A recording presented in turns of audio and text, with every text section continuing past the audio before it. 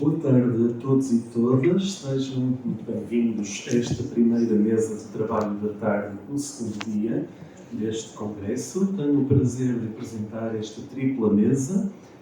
Vamos alterar aqui um bocadinho só a ordem inicialmente prevista e, como tal, começo por apresentar Nicolás Barbosa, que é professor visitante no Departamento de Literatura da Universidade de Los Andes, em Bogotá, em convênio com o Instituto Camões de Portugal.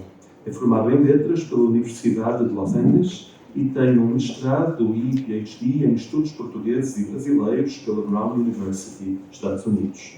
Os seus interesses académicos incluem teatro lírico em Portugal, Brasil, América Latina, nos inícios do século XX. É tradutor de poesia, romance, teatro e literatura infantil e publicou traduções para espanhol de mais de 20 obras em português e inglês. Foi professor de língua da Universidade Nacional da Colômbia, intérprete simultâneo e assessor cultural das embaixadas da Dinamarca, Estados Unidos, Finlândia, Noruega, Holanda e Suécia na Colômbia.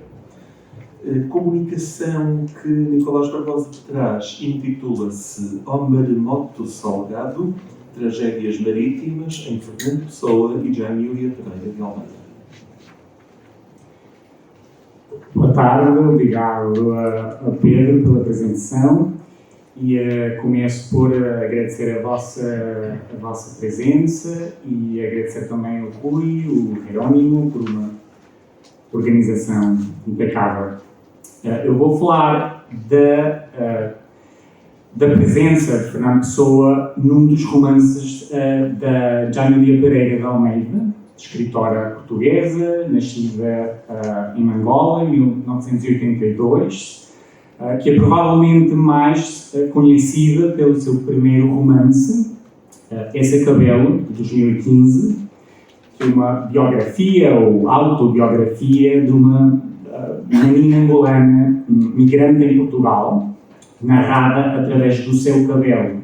Mas hoje eu vou falar do último romance desta autora, intitulado Maremoto, e publicado em 2021, que conta a história de uma amizade entre duas pessoas sem abrigo em Lisboa. Um homem velho, migrante de Angola, o Boa Morte da Silva, que é por momentos o narrador do romance, e que trabalha como arrumador de carros em Lisboa, e a Fatinha, que é uma mulher de São Tomé e Príncipe. Ambos vivem na rua António Maria Cardoso, frente do Teatro Municipal de São Luís. E no início do romance, o narrador introduz a figura do Fernando Pessoa. É a única menção explícita de Pessoa ao longo do romance, e é aqui onde eu gostava de me reter. É uma menção que, ainda que breve e efêmera, eu acho muito representativa das questões que vinculam uma autora, como a Pereira de Almeida, com a figura de Pessoa, em quem a autora condensa uma visão paradoxalmente hospitaleira. Eu vou explicar o que é que eu quero dizer com isso. Nas primeiras páginas do romance, o narrador Boa Morte da Silva introduz o lugar de cidade que ele e a Fatinha, outra personagem, ocupam e que vão ocupar ao longo do romance. Neste fragmento. No Chiado, diz o Boa Morte da Silva, é o nome do lugar. Fica na frente do teatro, edifício grande, bonito, Teatro São Luís. Ao lado fica Brasileira, onde há uma estátua do poeta Fernando Pessoa, Mar Salgado, quanto do teu sal são lágrimas de Portugal. Então observemos que neste trecho, composto de duas frases, que são dois parágrafos,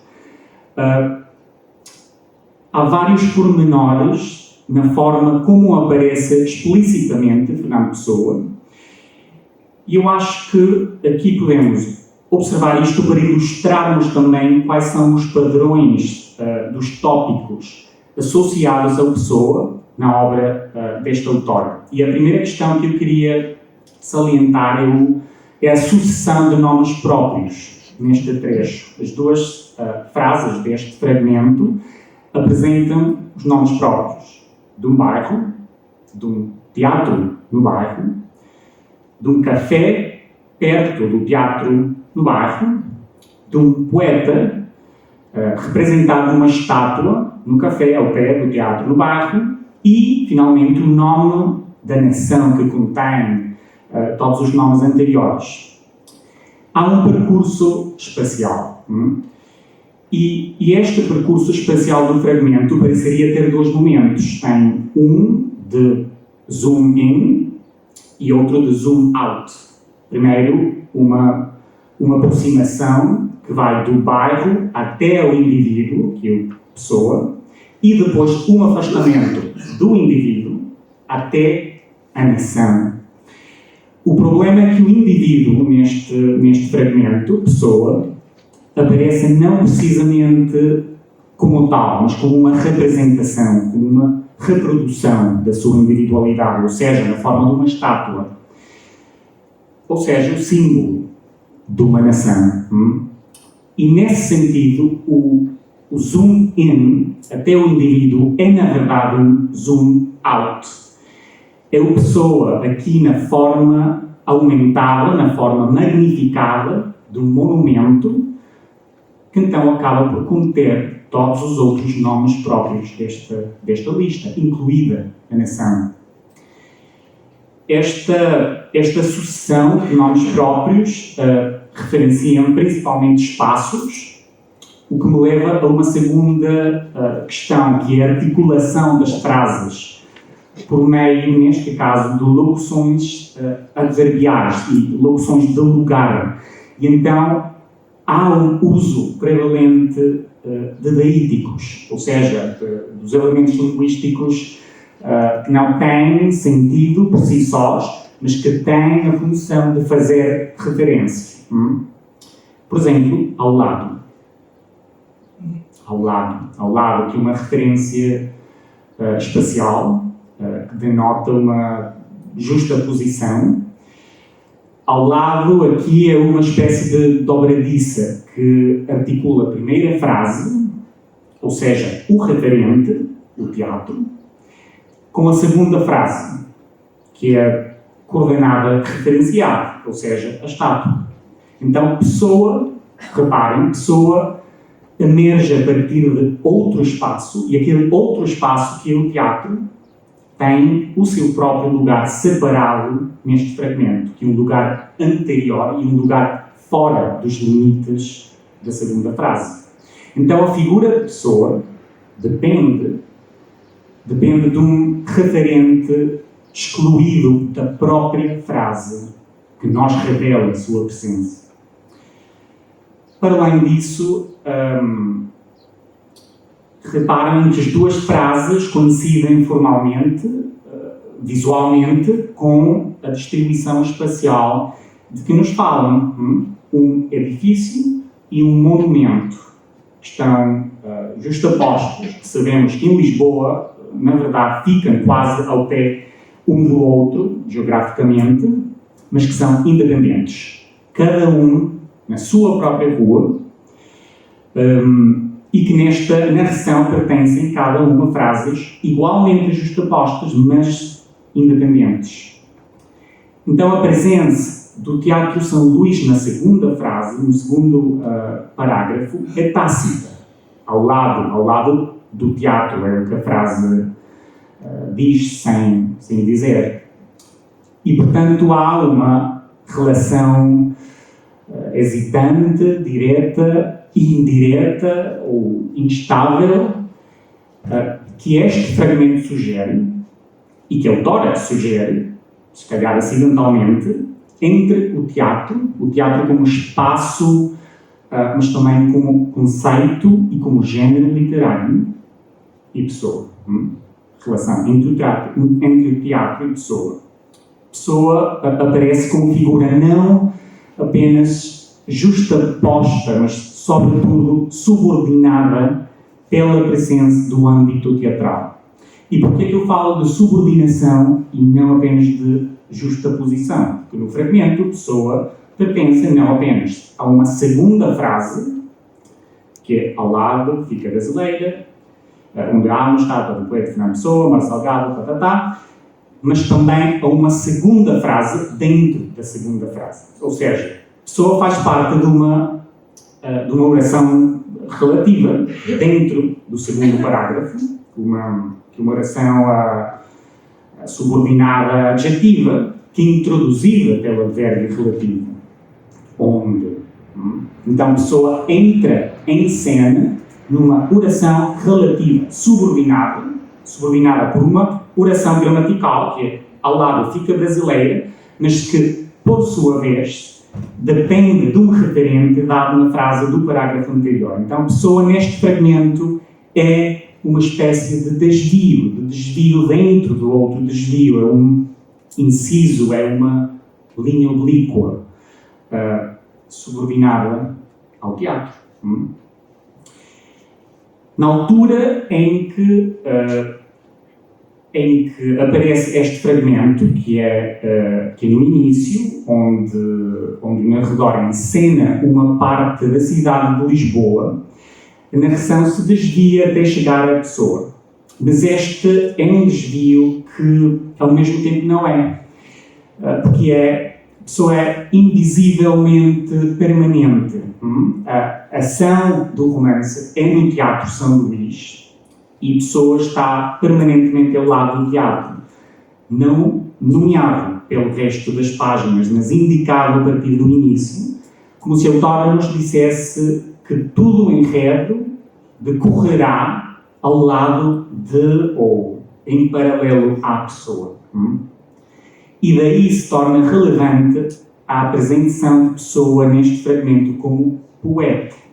Por um lado, temos a presença do teatro e, do outro lado, a do poeta. Então, pensemos no seguinte: onde é que nós situamos o Pessoa nos estudos pessoanos e literários hoje?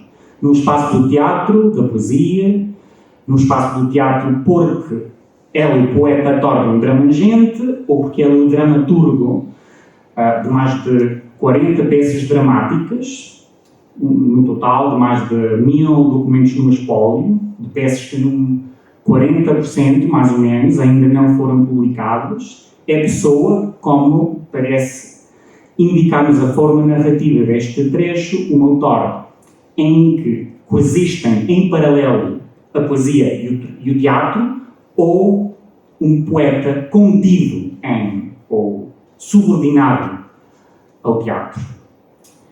A menção de Pessoa, como eu já falei, é indireta, e é indireta no sentido de não ser ele propriamente quem aparece. É a sua reprodução, é a estátua.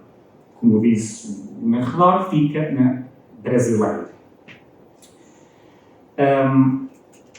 Então, reparemos no tempo presente do verbo, aquele que usamos normalmente para falar sobre uma localização, mesmo se falarmos de um lugar que já vimos no passado, que não estamos a ver no presente. Isto me faz pensar que as nossas descrições dos lugares que conhecemos são sempre uma espécie de ato de fé. Na definição básica, ou seja, são a nossa crença em aquilo que não vemos no presente, mas aquilo em cuja permanência ou imutabilidade confiamos. É uma espécie de passado transformado no presente. Então, a presença pessoana neste romance é também um ato de fé. O romance decorre em frente do teatro, onde não se vê permanentemente a estátua de Pessoa, mas como nós aqui, agora, também não a vemos, mas sabemos ou confiamos que lá está. Mas, diferentemente da menção de Pessoa, a brasileira não vem introduzida por um apelativo. Temos o poeta Fernando Pessoa, mas não o café brasileiro. Ou seja, temos uma frase que sugere que não é preciso identificar a brasileira com um apelativo. Ou seja, com um nome, digamos, um nome comum dos indivíduos de uma mesma categoria. Neste caso seria o apelativo café. Mas é preciso fazê-lo com pessoa, como se o narrador estivesse a responder uma pergunta. Qual pessoa? O poeta. Como se houvesse, mas é que de facto há outros. A brasileira, especialmente na ausência do apelativo café, indica, evidentemente, que em Lisboa está, ou em Portugal, está contida a outra brasileira. Antiga colónia, o antigo império do filho, ou o antigo império subordinado, mas que nesta frase parece, ou passa a ser a locução subordinante. E ao lado do teatro fica brasileira, podemos dizer, como ao lado da Europa fica o Atlântico, ou como ao lado do Atlântico fica a América, e ao lado da África, e especificamente da antiga colónia portuguesa Angola, fica a outra colónia, antiga colónia americana, a brasileira, a outra brasileira. No trecho, a brasileira é substituída logo depois pelo relativo onde, como já falei, que introduz a subordinada. E a função do onde, que, como sabemos, é a de relacionar dois verbos, neste caso ficar e haver, que é essa função, pessoa aparece em forma de estátua, mediante o uso impessoal do verbo haver, onde fica a brasileira, há uma estátua. E o uso impessoal do verbo, no tempo presente, é sintomático de uma relação entre a existência permanente do autor, mediante a reprodução do seu corpo, para além da morte, ou seja, a representação artística no material de uma estátua, no material duradouro. E esta é uma resistência à passagem do tempo, representada na estátua, e não a menor num romance que esteticamente se pergunta como resistir o esquecimento do passado colonial.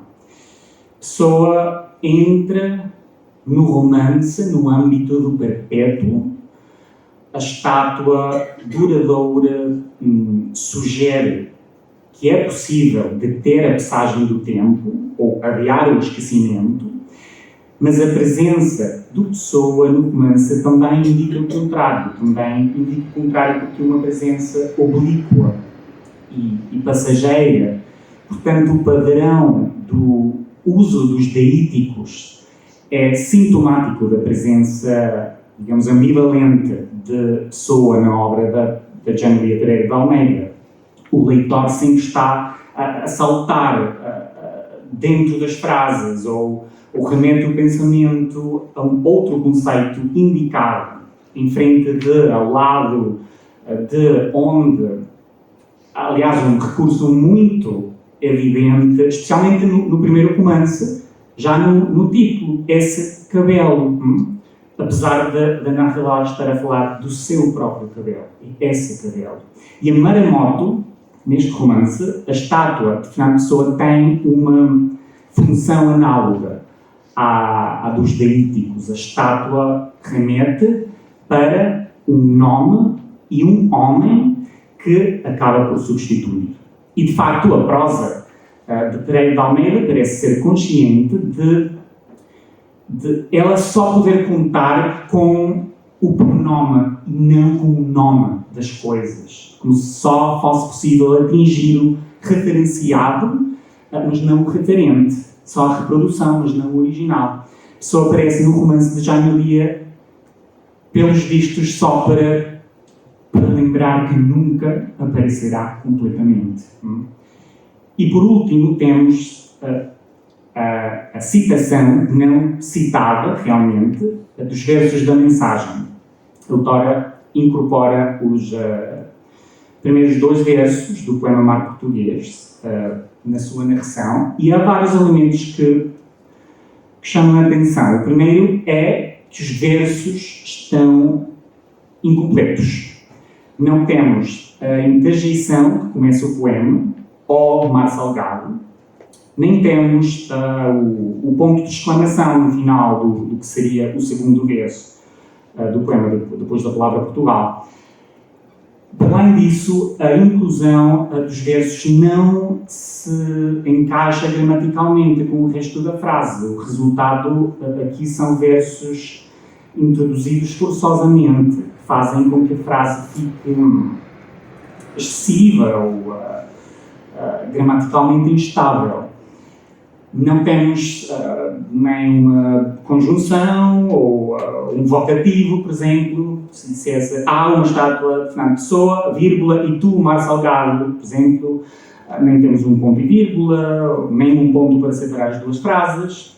E num romance cuja prosa, em geral, numa obra cuja prosa, em geral, respeita as convenções gramaticais, a autora decide alterar as normas no momento em que introduz a figura de Fernando Pessoa.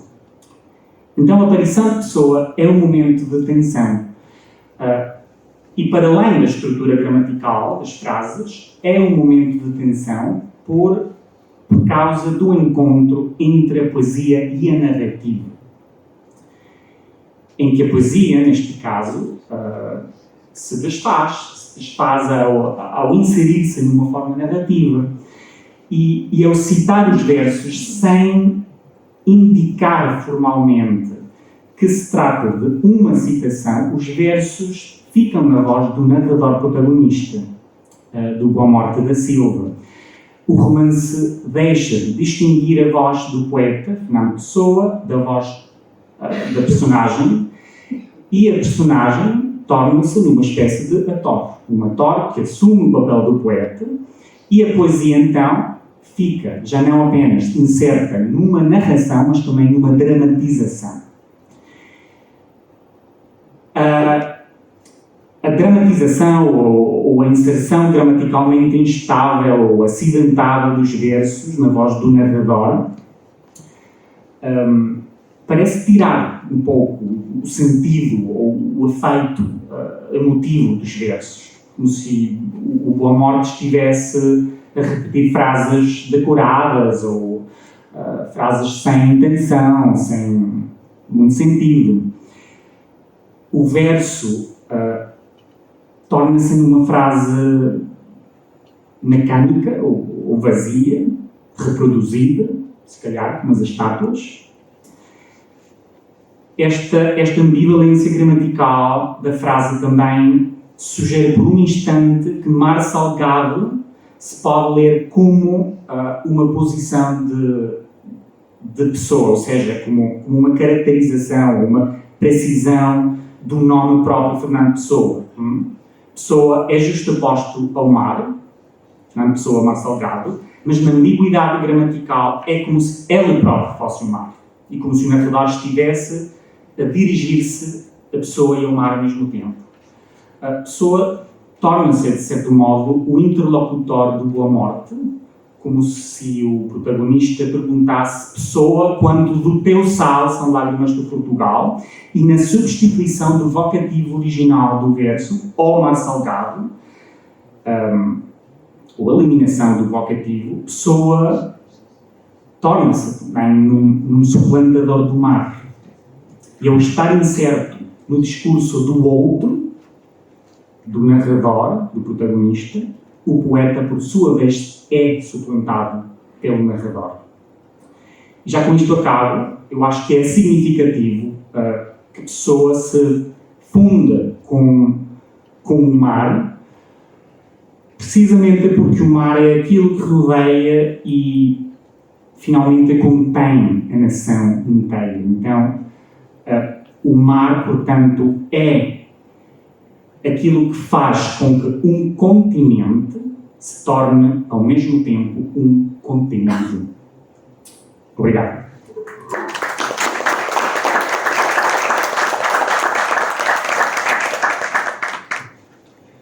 Muito obrigado, Nicolás, por este zoom-in absolutamente exaustivo destas linhas de Jaime Pereira de Almeida. E eu vou passar imediatamente para a segunda participante, professora Lélia Ferreira Duarte, de quem leio também a biografia. É professora aposentada da Universidade Federal de Minas Gerais e Pontifícia Universidade Católica de Minas Gerais, Brasil. Ex-diretora do Centro de Estudos Portugueses e do Centro de Estudos Luso-Afro-Brasileiros de PUC Minas. Autora de livros como Potência e Negatividade em Fernando Pessoa, 2011, Exercícios de Viver em Palavra e Cor, 2009, Ironia e Humor na Literatura, 2006, As Máscaras de Perséfone, Figurações da Morte nas Literaturas Portuguesa e Brasileira Contemporâneas, 2006, Em Busca do Sentido Impossível, 1988. Apresenta-nos hoje uma comunicação sobre a literatura outra de Fernando Pessoa e a escrita na água de Augusto Abeleira. Muito boa tarde, muito prazer em estar aqui. Agradeço muito o convite do Rui Souza e do Jerônimo Pissarro.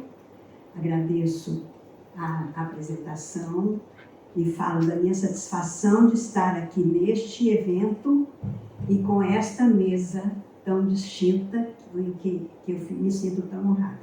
Nesta casa onde já fui pesquisadora e fico lembrando com emoção os momentos em que eu estive aqui. Esta comunicação insere-se no tópico Diálogos Intertextuais com a obra de Fernando Pessoa, a partir de cotejo das atitudes literárias críticas do poeta, com as irônicas oscilações dos enunciados do escritor português Augusto Abeleira, 1926-2003. Para ilustrar a apresentação, trago pinturas minhas, inspiradas em textos do Pessoa, e também fotos de algumas obras de Augusto Abeleira, de que me ocupo na reflexão. Começo pela Literatura Outra, de Fernando Pessoa, a qual revela, como diz Eduardo Lourenço, uma subversão de crenças históricas e um esvaziamento de mitos seculares. Um singelo exemplo da descrença do poeta está no poema do Pessoa ortônimo, O Menino da Sua Mãe, que assim representei, em sua dolorosa constatação da ineficácia das orações da mãe que reza pelo filho que está na guerra. Vale lembrar também a Chuva Oblíqua, também do ortônimo, nessa paisagem atravessada pelo sonho de um porto infinito, em que um eu que não sabe quem se sonha, mistura porto sombrio, navio, sol, árvores, presente e passado, com novidades que afrontam tradições e conservadorismos. Focalizo em seguida as máscaras heteronímicas e depois o livro do Desassossego, com que tento mostrar a visão paradoxal do poeta de que a linguagem não consegue falar o ser e de que o ser não pode ser plasmado em linguagem. Já Augusto Abeleira, que considero digno herdeiro de Fernando Pessoa, usa desde a sua fase neorrealista a ironia, inicialmente em velada crítica à ditadura salazarista. Seus narradores e personagens revezam-se, seriam máscaras, num fingimento de outro para tentar a impossível representação da inexistente potência e unidade do eu. A Cidade das Flores é o primeiro dos numerosos romances de sucesso em que Abeleira trata sempre de anseios, desentendimentos e frustrações. O autor passa posteriormente a escrever na água com um refinamento de ironia que aproxima os seus textos dos heterônimos e do livro do Desassossego, de Fernando Pessoa. Pois, como o poeta, parece estar ele perdido em pensamentos, convicto de que o que move a escrita é o desejo de impossível realização. Aí está o poeta perdido em pensamentos.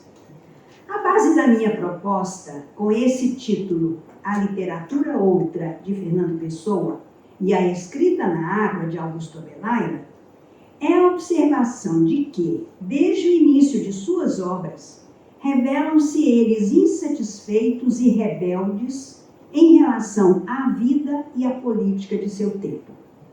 A sua escrita reclama, por isso, e cada vez mais, uma solução para a falta de completude e perfeição reconhecidamente inexistentes.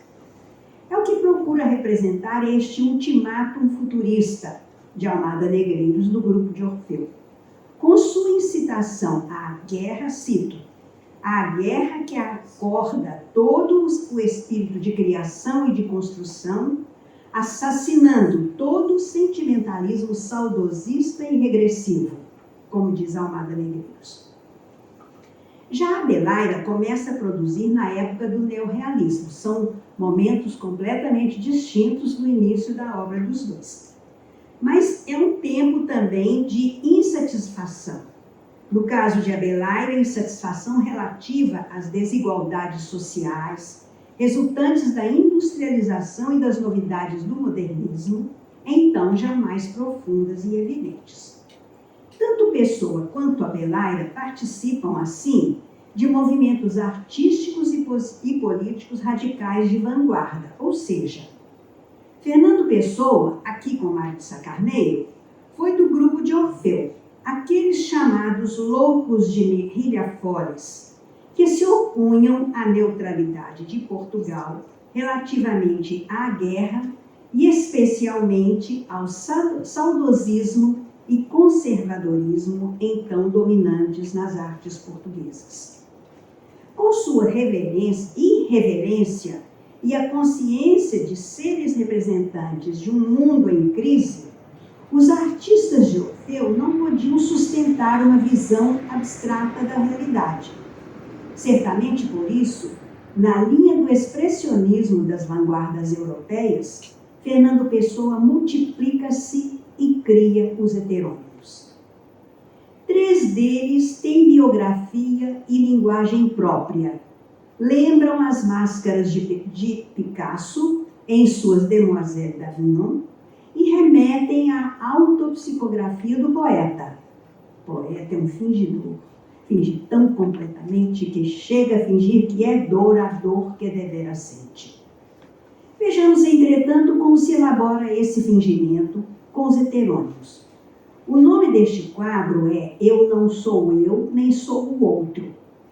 Fernando Pessoa começa a fingir-se outro aos 7 anos de idade, com o Chevalier de Paz. Posteriormente, são contados 72, talvez mais, dramatis personae, bem caracterizadas, dentre elas os 3 heterônimos. O primeiro a publicar-se é Álvaro de Campos, com biografia e data de nascimento. Inicialmente com longos e entusiasmados poemas, cheios de rebeldia, ousadia e coragem, na sua contestação de temas e versificações tradicionais. Bons exemplos seriam a Ode Triunfal, publicada na revista Orfeu I, e a Ode Marítima, publicada na Orfeu II. Outros, como Bicarbonato de Soda, que assim representei, falam de desespero e angústia. E em De la Musique, explicita-se derivar essa angústia da consciência de existir um abismo entre o sonho e a realidade. Aqui está o De la Musique. As 2 figuras encontram-se na clareira ao pé do lago. As 2 figuras sonhadas, porque isto foi só um raio de luar e uma tristeza minha e uma suposição de outra coisa e o resultado de existir. Outra máscara seria a do heterônimo Alberto Caeiro, com sua recusa de um racionalismo ultrapassado e o desejo de valorizar os sentidos. Sua linha seria antecipadamente lacaniana, pois como psicanalista, esse heterônimo teria a postura de quem acredita que o pensamento leva ao erro. Por isso, recomenda apenas o olhar, sem julgamentos, como nestas Flores ao Léu. Caeiro discorda de romantismos e simbolismos. Reconhecido pelos outros heterônimos como mestre, prega a percepção direta das coisas sem filosofias. Há metafísica bastante em não se pensar em nada. O essencial é saber ver, saber ver sem estar a pensar. Saber ver quando se vê, e nem pensar quando se vê, nem ver quando se pensa. Fim da citação do Caeiro. Quando fala do navio que parte, Caeiro explica que não sentiria saudades com seu desaparecimento. E a razão seria, não é do navio, é de nós que sentimos saudades. Caeiro identifica-se como um poeta do campo, sem estudos. Por isso diz, o meu misticismo é não querer saber, é viver e não pensar nisso. E ainda, o único sentido íntimo das coisas é elas não terem sentido íntimo nenhum. É como diz Eduardo Lourenço, Caeiro não é um entre os outros heterônimos, mas a intemporal quintessência deles, pois o seu sonho de um futuro sem futuro é sonhado como Alberto Caeiro, que diz, eu não quero o presente, quero a realidade, quero as coisas que existem, não o tempo que as mede. Fernando Pessoa, Ricardo Reis. O heterônimo Ricardo Reis seria médico e neoclassicista.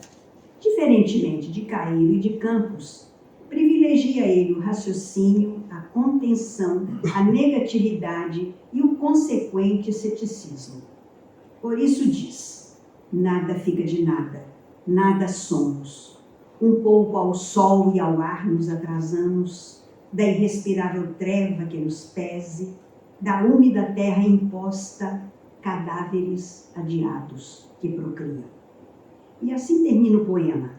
Somos contos contando contos, nada.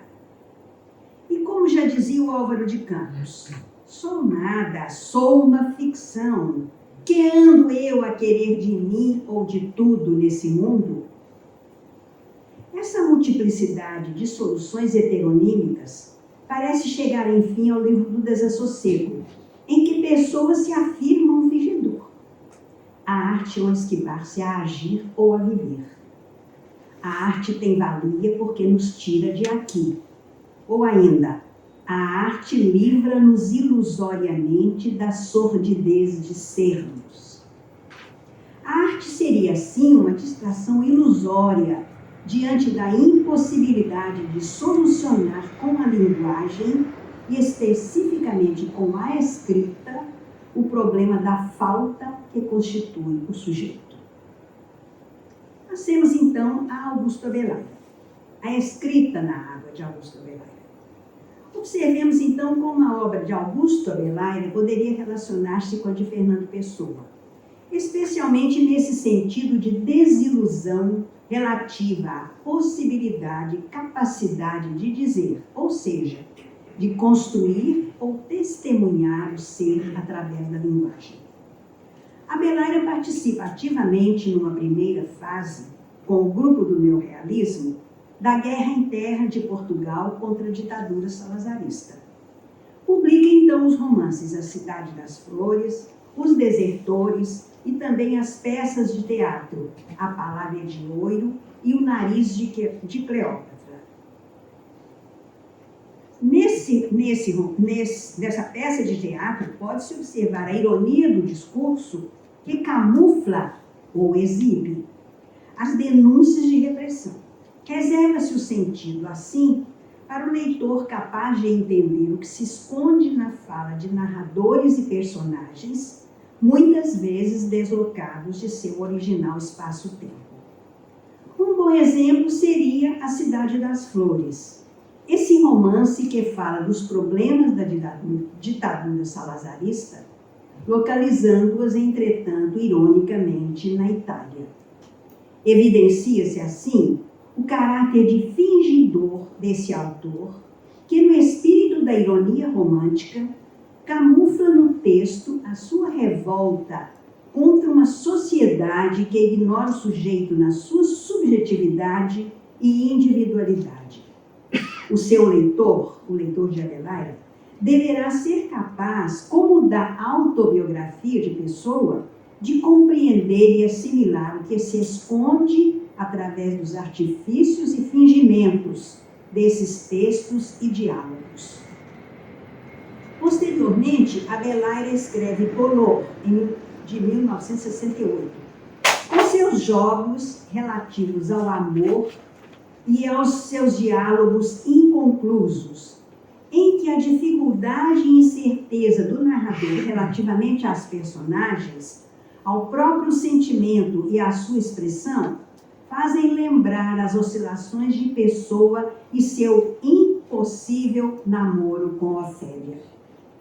O dialogismo de Bolor exerce-se com alto nível de complexidade, pois as diferentes vozes narrativas são colocadas como artífices da trama do tapete, da coxa de retalhos.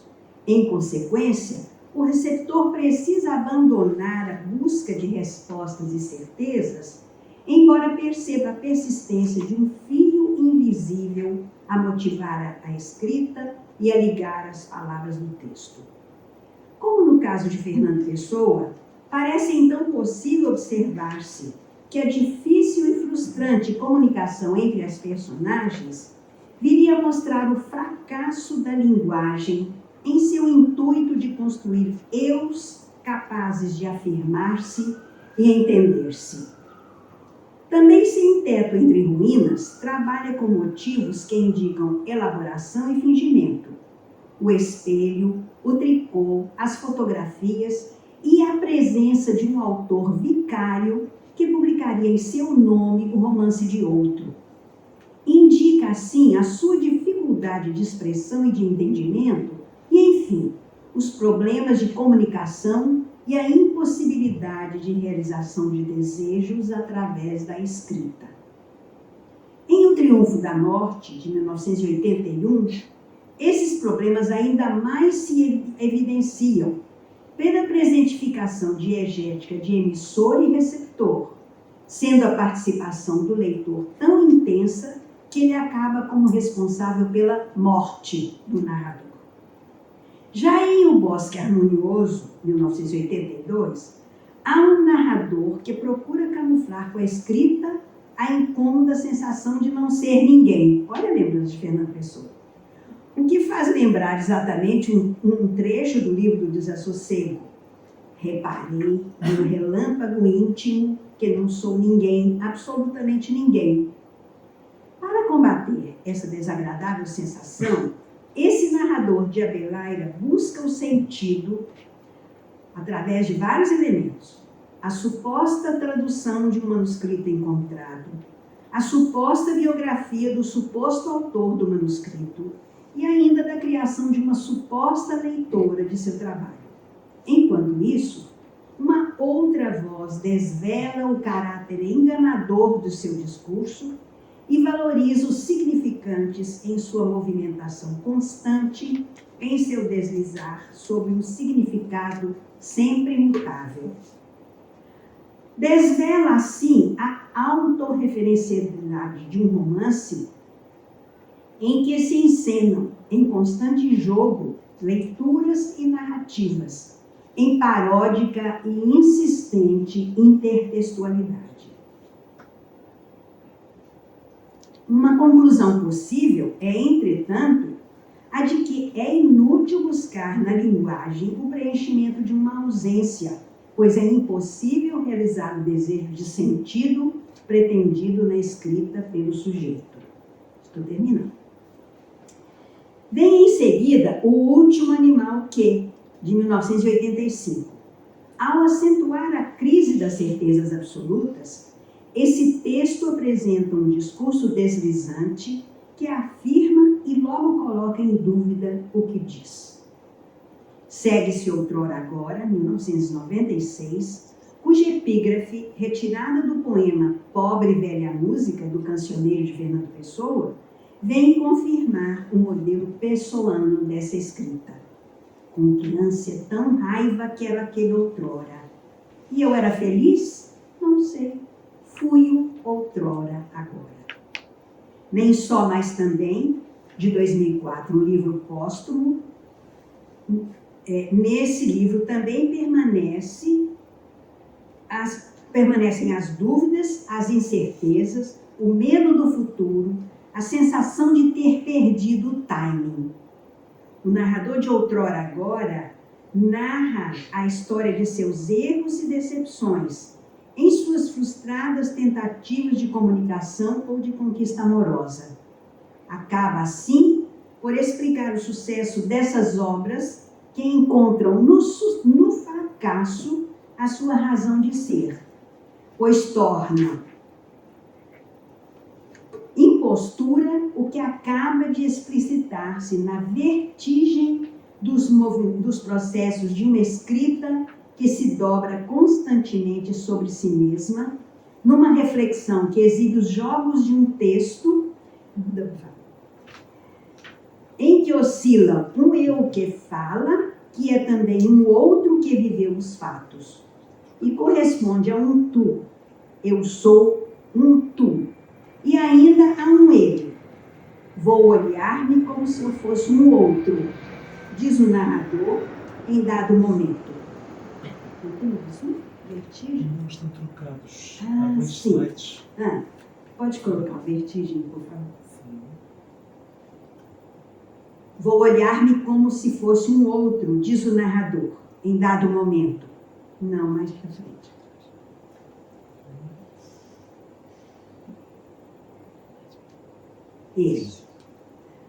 Esse é o vertigem.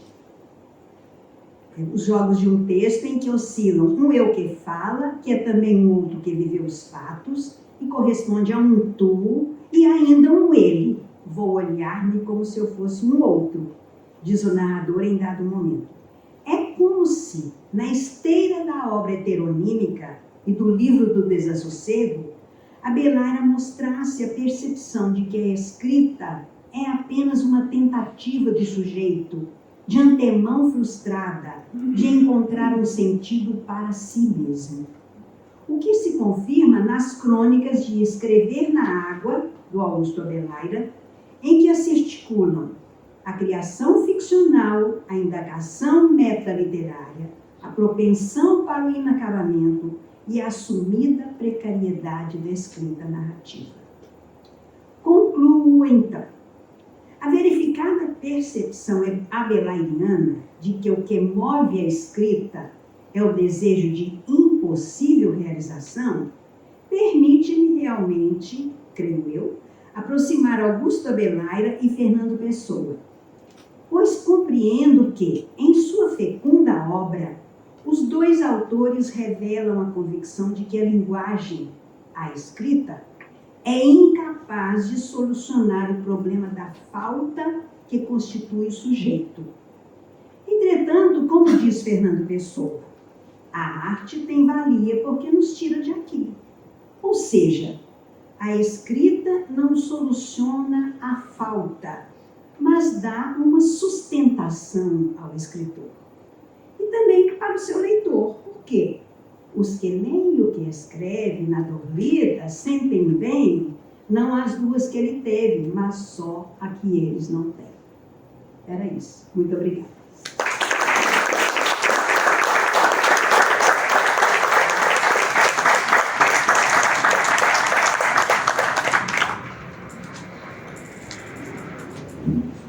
Muito obrigado por esta dupla viagem, não só entre dois autores, mas também entre texto verbal e texto visual. Isto é, tivemos um segundo percurso alternativo através de pinturas e outras imagens. Vamos deixar as perguntas para mais daqui a bocadinho e neste momento apresento o terceiro participante da mesa, Bruno Ministro, que é investigador júnior no Instituto de Literatura Comparada Margarida Losa, da Universidade do Porto, doutorado em Materialidades da Literatura pela Universidade de Coimbra. A sua investigação tem sido dedicada às interseções entre os estudos literários, a teoria dos meios e os estudos culturais, investigando sobretudo obras e autores da poesia experimental, copy art e literatura eletrónica. Uma segunda linha da sua investigação tem sido dedicada a metodologias digitais para a produção e disseminação de conhecimento, particularmente através das humanidades digitais. Desde 2017 é co-editor do arquivo digital da POEX, Universidade de Fernando Pessoa, e atualmente é investigador responsável do projeto exploratório FCT Ver a Árvore e a Floresta, ler a poesia de António Ramos Rosa à distância, projeto do Instituto de Literatura Comparada Margarida Rosa. O segundo ministro, também meu colega e amigo, já agora, traz-nos uma comunicação sobre variar pessoa, alucinar o texto, sedução e recusa na poesia experimental e digital. Boa tarde a todos e a todas. Agradecer as palavras, Pedro, e agradecer também aos organizadores, ao Rui e ao Jerónimo, e a todos os presentes, naturalmente. A minha comunicação é sobre escrita e leitura como forma de variar a pessoa. Tenho algumas notas escritas que vou ler, espero que a minha leitura não seja muito tediosa, mas recorro à escrita porque é ela que me vai ajudar aqui a balizar um pouco o que quero dizer e a cumprir o tempo. Então, em Pessoa Metade de Nada, Ernesto Melo Castro afirmava que o panorama poético dos anos 80 estava marcado pela polaridade entre uma irresistível sedução e uma dolorosa recusa de Fernando Pessoa por parte dos poetas. Mais do que analisar questões de influência, quero hoje perguntar se há um meio termo entre esta sedução e a recusa, ou se temos de nos conformar também aqui com a irresolução das contradições de que falamos até agora neste congresso. Isto bem ao jeito de Pessoa, mas também ao jeito dos experimentalistas. Além disso, não resisto a citar Alberto Pimenta, também como mote para a minha comunicação. Diz assim: a literatura é o verdadeiro espaço de liberdade e de criatividade. Cria-se aquilo que não existe, não existia antes de estar lá. Nós lemos Fernando Pessoa e dizemos: é espantoso, mas isto é exatamente assim. E depois lemos um poema que diz o contrário e nós dizemos: é espantoso, mas isto é exatamente assim. E é, porque o mundo é contradição. Fim de citação. Partindo daqui, quero explorar algumas evocações de Pessoa nas obras de poetas ligados ao experimentalismo poético, de modo a mostrar como essas evocações tanto constituem ecos de reconhecimento como mostras de resistência à figura tutelar de Pessoa. E partirei deste panorama para abordar também, num segundo momento, mais breve, obras de poesia digital herdeiras da tradição experimentalista. Assim, perguntarei: o que é que estas práticas digitais nos podem dizer, em retrospectiva, sobre as práticas dos autores experimentalistas? Porque, nos casos como noutros, não se trata apenas de glosar, ecoar, soar, dialogar pelo intertexto. Trata-se, como desde já adianto, de um trabalho material sobre a obra de Pessoa, que estes poetas nos dão a ler e reler através da sua própria escrita e reescrita. Em específico, quero argumentar que as obras destes autores partem de Pessoa para alucinar o texto, e daí essa expressão no meu título. Isto é, para dizerem o que não está lá, mas que já lá está. Espero que não pensem que estou eu mesmo a alucinar. Comecemos com Melo Castro, em duas obras criadas a partir justamente do mote Metade de Nada, aludido antes e que reconhecem a mensagem. Num dos videopoemas da série Signagens, vemos aqui alguns frames, vários versos de Pessoa são apropriados para ser misturados na trama videográfica e estabelecer com ela diálogos e tensões. Por exemplo, há uma apropriação da máxima: a única realidade da vida é a sensação. Tanto se torna presente por esta máxima. Aliás, há uma apropriação do sensacionismo pessoano, que tanto se torna presente pela apropriação desta máxima que referi, como pela replicação na própria materialidade do vídeo e da montagem, e uma multiplicidade de sensações visuais e sonoras que parecem querer tornar-nos a nós conscientes desse peso da sensação na realidade construída pelo videopoema. Ou seja, sublinham, de novo Pessoa, que a única realidade em arte é a consciência da sensação. Já no caso mais recente de um poema de 15 odes ocas, diz-se: os meios de comunicação só comunicam os meios. e acrescenta-se: os meios são a metade, diria talvez Fernando Pessoa. Para mais adiante explicar, os dois meios não fazem uma unidade inteira e, no caso dos meios audiovisuais, eles serão sempre a metade do que se pode ouvir, mais a metade do que se pode ver, sem nunca se somarem, apenas sendo duas metades simultâneas. A que falta, a respectiva outra metade, que é o que se não diz. Fim de citação. Estes dois exemplos, muito diferentes, é certo, têm algo específico em comum. Codificam a leitura através da reinscrição e expansão de Pessoa, um novo corpo textual dinâmico, variável, exponenciado pelos média que são usados, no primeiro caso, ou pela reflexão direta sobre eles, no segundo. Podemos dizer que é através deles que Meli Castro alucina o texto. Os diálogos de Hannah Atterley com Pessoa vêm dos primeiros livros da autora e atravessam toda a sua obra, em vários géneros e registros, praticou muitos.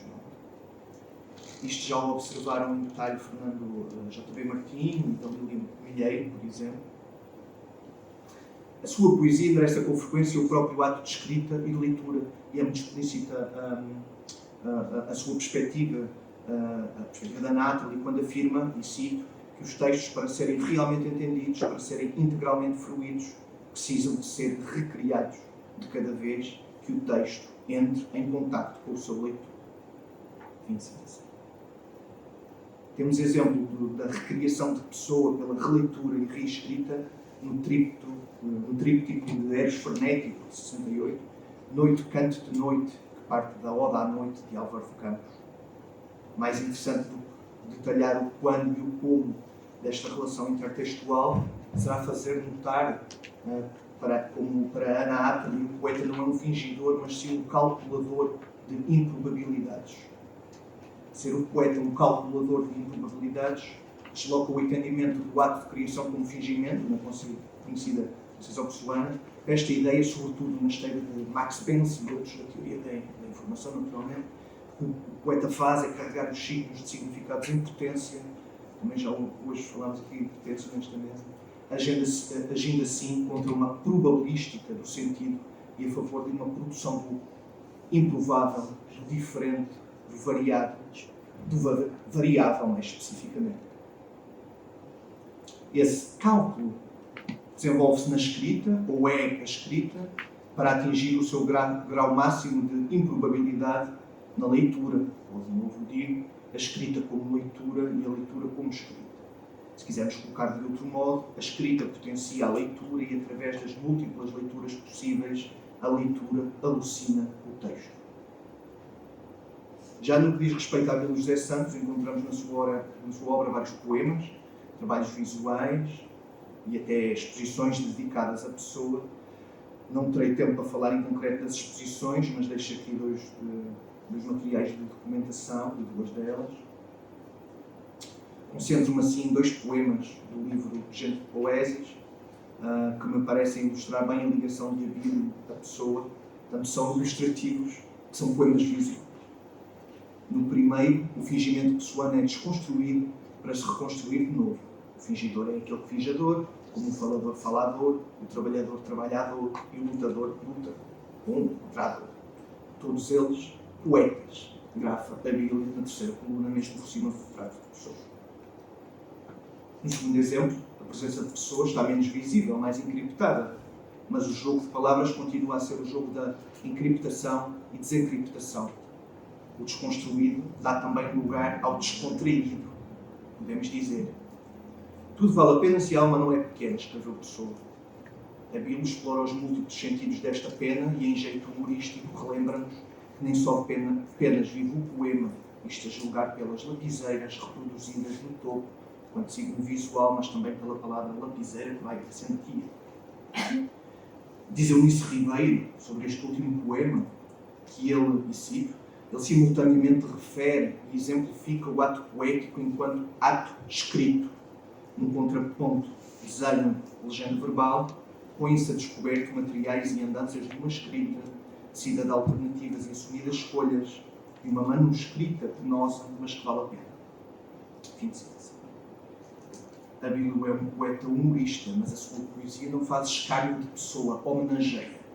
E nessa homenagem alucina o texto. Agora, será também uma homenagem àquela que Alberto Pimenta faz a Pessoa em Ready-Made? Nesse livro, Pimenta apropria diretamente fragmentos de Pessoa e Camões para fazer com eles uma montagem. A linguagem cinematográfica é de facto usada para descrever este trabalho no colofão do livro, como veem no slide. São vários os casos em que Pimenta realiza variações sobre Pessoa.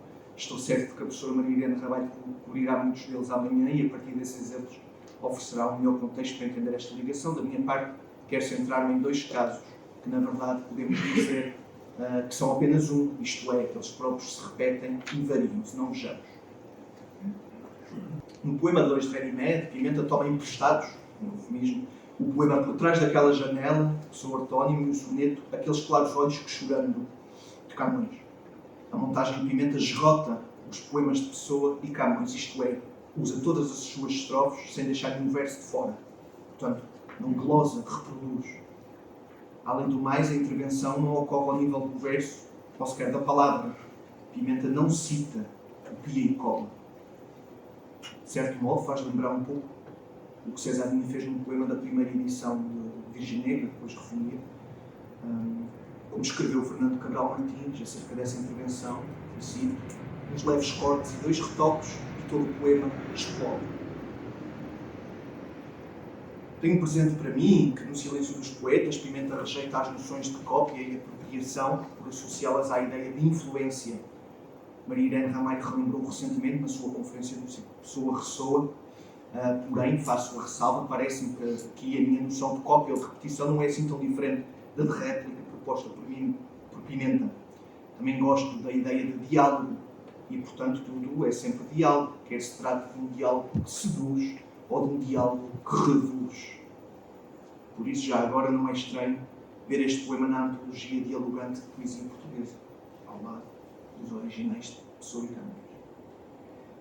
Agora, já que atrás falei da linguagem cinematográfica ou audiovisual, deixem-me trazer o meu segundo exemplo dialogante. No primeiro episódio de 6 áreas para Cesário, são lidos estes mesmos poemas de Pessoa e Camões. Não é lida a versão de Pimenta, em Ready-Made, são lidos mesmo os 2 poemas.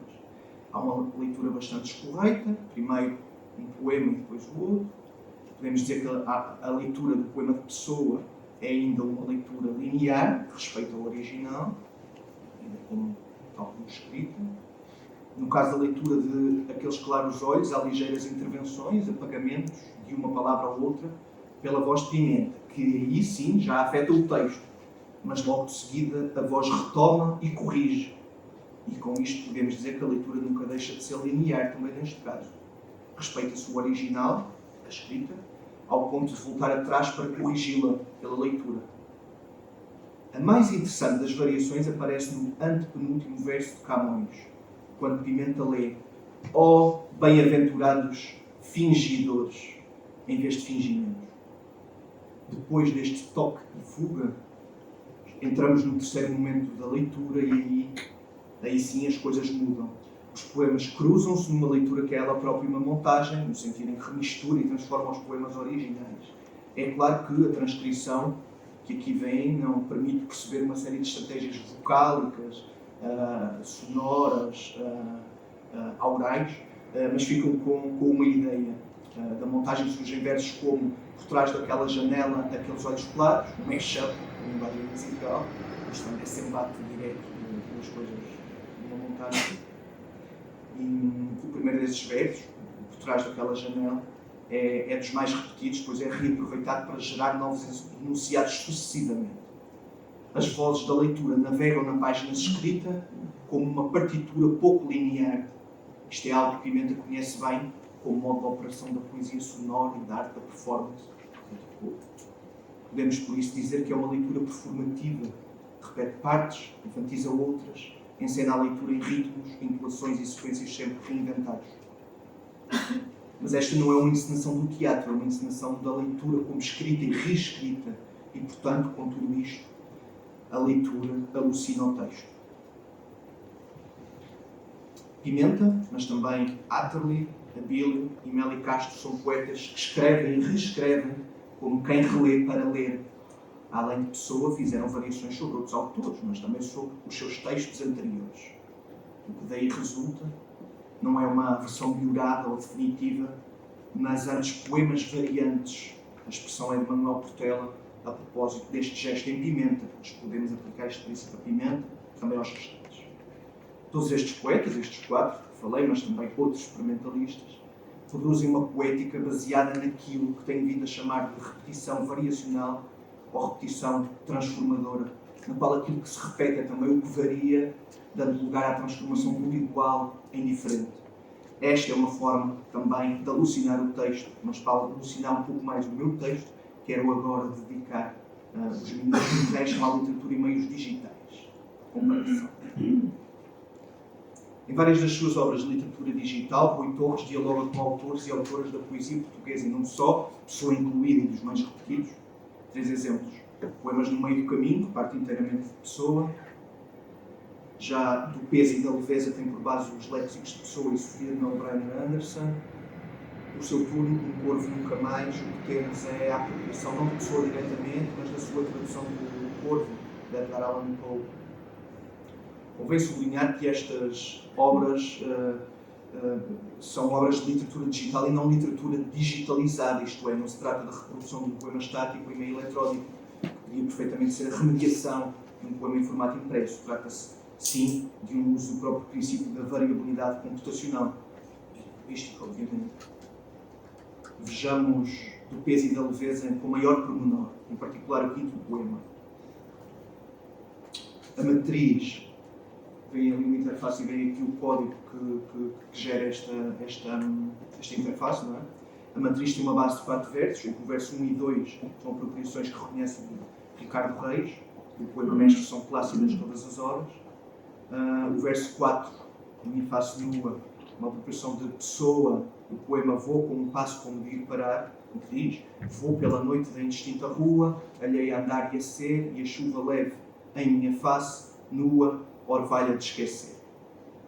Já o verso 3, pálido esboço da chuva, pelo que pude perceber, não tem correspondência exata na obra de Pessoa nem na de Sofia, mas julgo que conseguimos ouvir ressonâncias a partir de ambas, por exemplo, Chuva oblíqua, Dia de Chuva, Pessoa, Nardo Soares. Esta é a matriz.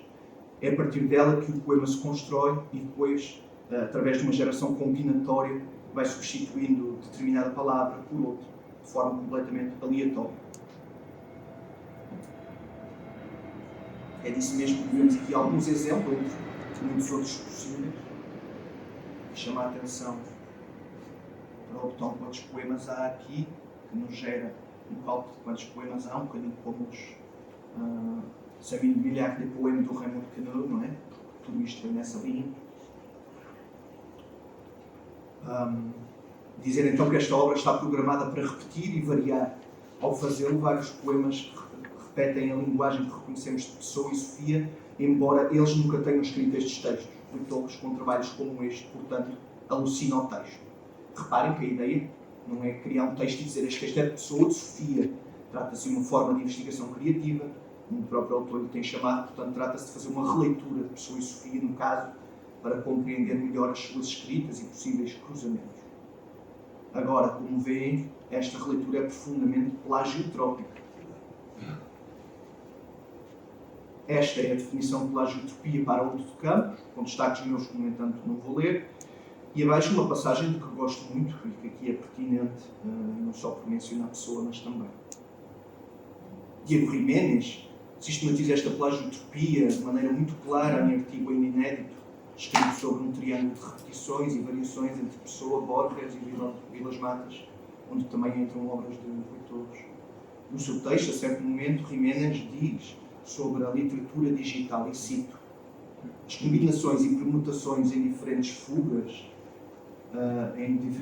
e variações não são exclusivas da contemporaneidade e do digital, embora os novos meios manifestem de outras formas essa condição até torná-la evidente. Fim de citação.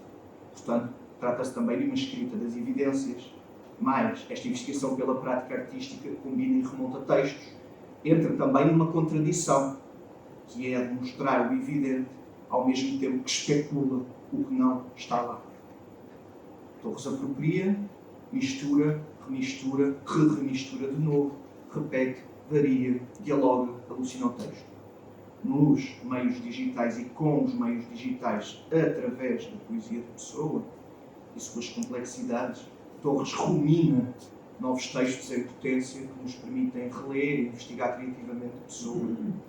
Rumina e mina a releitura pela reescrita, repetitiva mas variável, que interrompe mas que também oferece condições de continuidade, que enquanto escrita da variação de meios aos próprios variáveis se auto-interrompe para colocar em destaque as suas próprias condições materiais de produção e que, com isso, nos oferece uma perspectiva muito particular sobre os meios, sobre a poesia, sobre a própria linguagem e sobre o que entre elas rumina. Porque, afinal de contas, não são também estes trabalhos uma variação daquilo que Maria Irene Ramalho descreveu em Pessoa como arte da ruminação? Isto é, e cito, aquela reescrita repetitiva e auto-interruptiva dos próprios heterónimos enquanto fenómeno radicalmente poético? Para concluir, variando também eu, alucinar o texto. Estou certo que têm ouvido esta expressão quando se fala de inteligência artificial. Uso-a aqui, como fiz várias vezes ao longo da minha comunicação, repetindo muito e não explicando nada, explico agora e com isso concluo. Uma das críticas apontadas a ferramentas de inteligência artificial é que elas alucinam o texto, geram erros, informação falsa, não se coíbem de inventar uma verdade inexistente quando não sabem respostas. Ou melhor, regurgitam informação que apropriam a algures e para estes temas parece fazer sentido do ponto de vista estatístico, já que não sabem semântica. São os papagaios estocásticos que falam Emily Bender e seus coautores. Em razão inversa, a literatura digital, como as poéticas experimentalistas por extensão retrospectiva, a literatura digital serve-se de mecanismos que podem parecer semelhantes, é certo, mas falo para investigar outra coisa. E essa outra coisa são os meandros do próprio ato de significação, nomeadamente pela escrita, leitura, reescrita e releitura. E, portanto, se alucinar o texto é um aspecto negativo para a inteligência artificial, ele é o ato primordial na poesia digital. Porque, afinal de contas, o que é poesia senão o confronto com possibilidades outras de alucinação?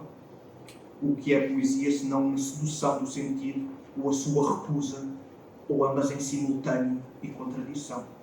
Muito obrigado.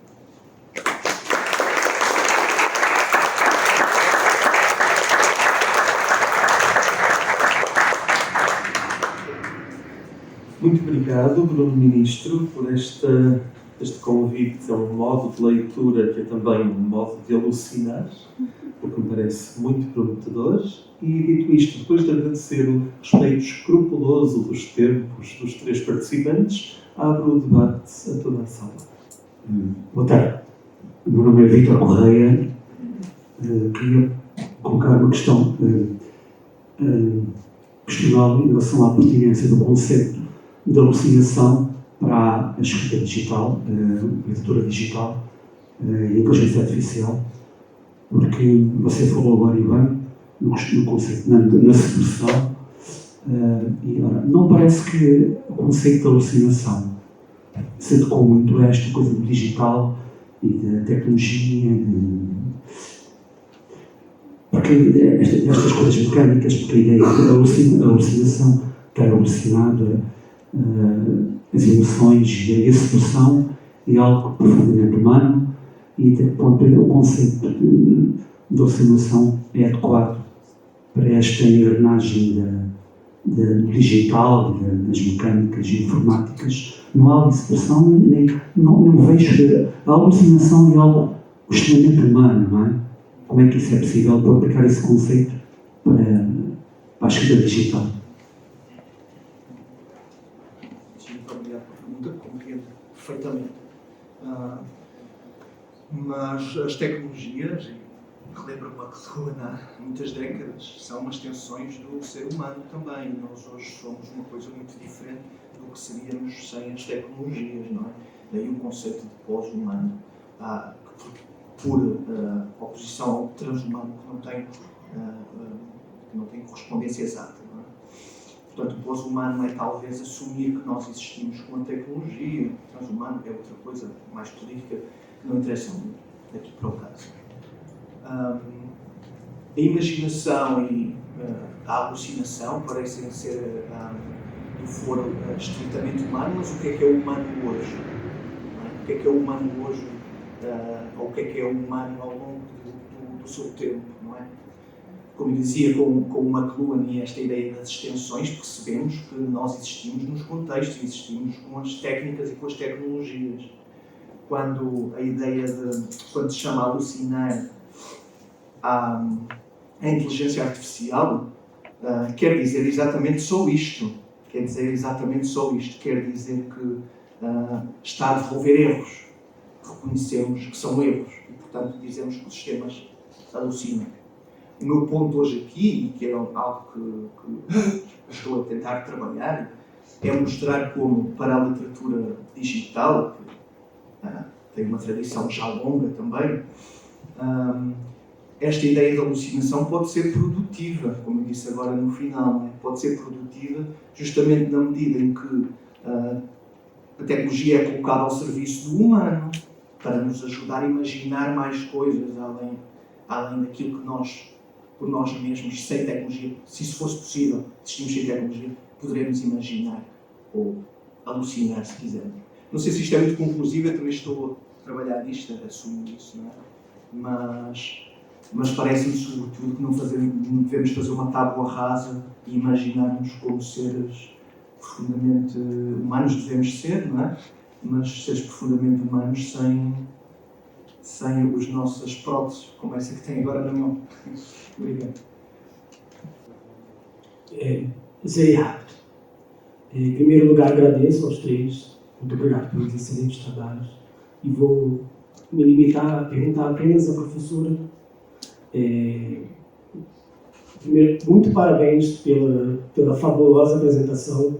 E eu gostaria de tomar a liberdade de fazer uma pergunta de foro não tão acadêmico, mas como a senhora trouxe algumas obras de arte para nos apresentar, então queria fazer uma pergunta sobre como que se deu o processo criativo desses quadros que dialogam com a poesia do Fernando Pessoa e se a senhora pinta para além de pinturas relacionadas à obra do Pessoa, pinta também relacionada à literatura de outros poetas.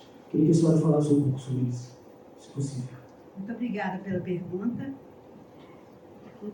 e pela atenção que dedicou ao meu trabalho. Muito obrigada. Eu não pintei outros poetas, ou talvez eu esteja falando a verdade. Eu comecei a pintar. Assim, muito me apropriando de Monet e outros impressionistas e tal, e depois assim com um pouco mais de liberdade. E depois comecei a olhar para os meus quadros e achar que eles me sugeriam alguma coisa. Então fui fazendo poemas para eles e acabei publicando um livro que se chama Exercícios de Viver em Palavra e Cor. Inclusive eu trouxe e eu tive o prazer de oferecer ao Rui Souza, se depois quiser ver com ele. Mas, e eu comecei a pintar muito porque o meu pai já estava muito decadente, muito paralisado, e ele começou a pintar. Ele era dentista, não podia mais trabalhar, e começou a pintar, e eu comecei a levá-lo para as aulas de pintura, e comecei a me meter a pintar também, e o resultado é tudo isso. Mas e o Fernando Pessoa? É que eu, professora de literatura portuguesa na universidade durante 45 anos e estudiosa do Fernando Pessoa sempre, comecei a achar que ele estava me sugerindo alguma coisa. Então, esses quadros são resultado de meditação sobre poemas do Pessoa, sobre o livro do Desassossego. E tenho feito já algumas exposições de pintura sobre Fernando Pessoa e geralmente as pessoas gostam. Então resolvi trazer para aqui também. Muito obrigada. Tenho uma questão também. O meu nome é Arimilde e gostava de perguntar ao professor Nicolás Barbosa. A pergunta é mais enquanto vertente de tradutor para o livro da Jamila Pereira de Almeida. E eu achei bastante interessante que no início a autora é apresentada como sendo escritora portuguesa. Ela nasceu em Angola, viveu em Angola, se não me engano, por 2 anos, e a obra dela nem sempre é classificada como sendo obra portuguesa. E é neste contexto que eu gostava de perguntar até que ponto é que dá para separar a Jaimília enquanto a pessoa que nasceu num país africano e enquanto pessoa que viveu e vive num país europeu, e até que ponto é que a categorização da obra da escritora nas livrarias acaba também por mostrar a profundidade que a obra tem, como nós podemos ver na apresentação que foi feita hoje, desta intertextualidade com Fernando Pessoa, até porque, como todos devem saber, Fernando Pessoa deambulava por Lisboa, conhecia Lisboa, prestava bastante atenção às várias personagens, em alguns momentos fazia diálogos nas suas obras, e a Jaimília, ela faz isto independentemente do lugar onde nasceu e independentemente de agora viver em Portugal. Então, até que ponto é que a classificação da obra, no geral, acaba por demonstrar esta profundidade do conteúdo? E obrigada às 3 apresentações, foram muito boas.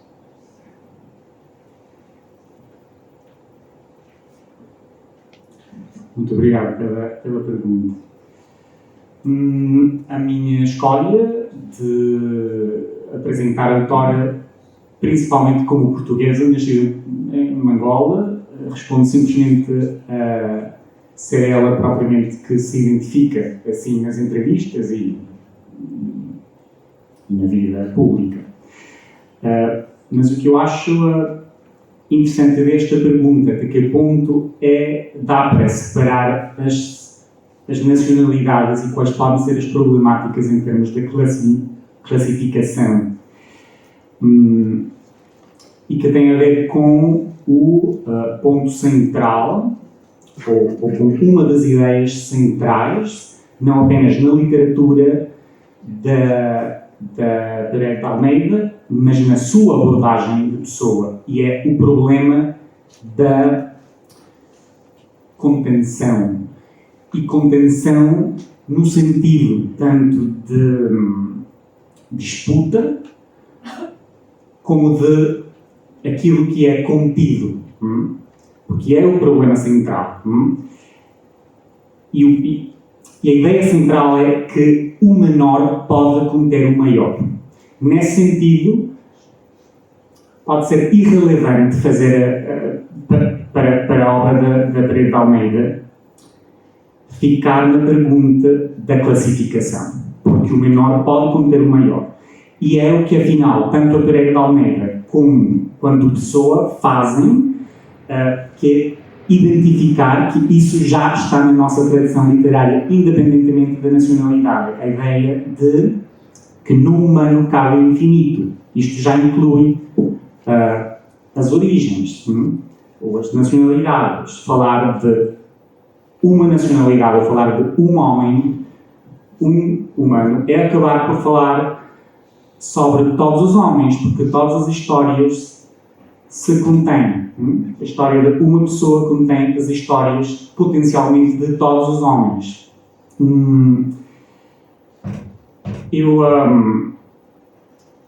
Eu acho que é por isso que a questão dos deíticos é tão importante. Isto está ligado à questão da expansão.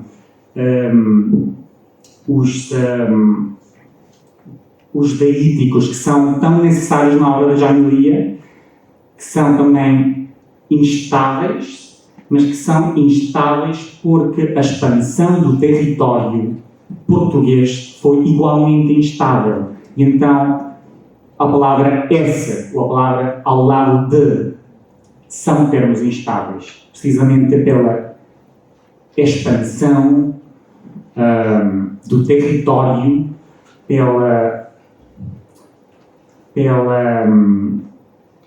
ideia de herança. Herdar é fazer parte de uma linha de um antepassado e é ser contido por um antepassado, mas ao mesmo tempo é conter em mim um antepassado. Então, é isto que eu quero falar com a ideia ou com o problema da contenção, que é impossível identificar uma classificação só. e que finalmente é o paradoxo de qualquer forma de mise en abîme. Eu abro um livro,